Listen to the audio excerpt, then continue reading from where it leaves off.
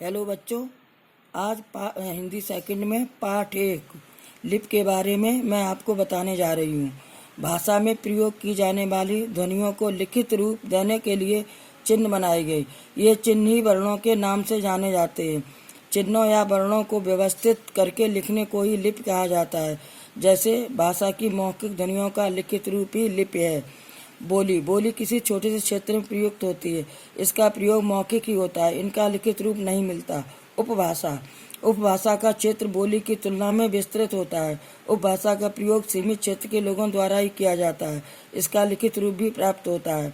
मातृभाषा जिस भाषा से बालक का प्रथम परिचय होता है, जो उसके परिवार के लोगों से तथा माँ से सीखने को मिलती है, वही मातृभाषा कहलाती है। संपर्क भाषा भारत में हिंदी संपर्क की भाषा की तरह प्रयोग में लाई जाती है।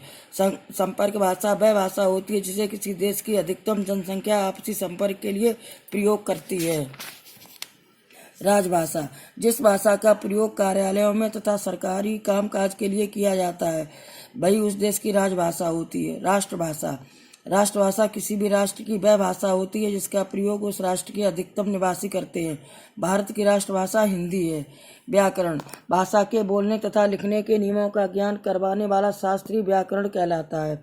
साहित्य हिंदी भाषा का साहित्य विशाल है। इसमें हर विषय पर लिखा गया है। हिंदी भाषा के संपूर्ण साहित्य को मुख्य रूप से 2 भागों में बांटा गया है। नंबर 1 गद्य साहित्य भाषा का वह रूप जो बोलचाल के लिए दैनिक जीवन में प्रयोग किया जाता है, गद्य साहित्य कहलाता है। इसमें लय, सुर, ताल का अभाव होता है, जैसे कहानी, नाटक, एकांकी, निबंध, लेख, संस्मरण, उपन्यास, जीवनी, पत्र आदि। नंबर 2 पद्य या काव्य साहित्य गद्य साहित्य की तरह पद्य साहित्य के कई स्वरूप हैं, जैसे दोहा, सोठा, चौपाई, पद, कविता, कवित्त आदि। मुख्य बिंदु भारत में 22 भाषाओं को मान्यता प्राप्त है। शिक्षित तथा शिष्ट समाज द्वारा प्रयुक्त होने वाला तथा विद्वानों द्वारा मान्यता प्राप्त रूप ही मानक भाषा कहलाता है। भारत की राष्ट्रभाषा और राजभाषा हिंदी है। 14 सितंबर को हिंदी दिवस के नाम से जाना जाता है। बच्चों, इस पाठ को याद करें।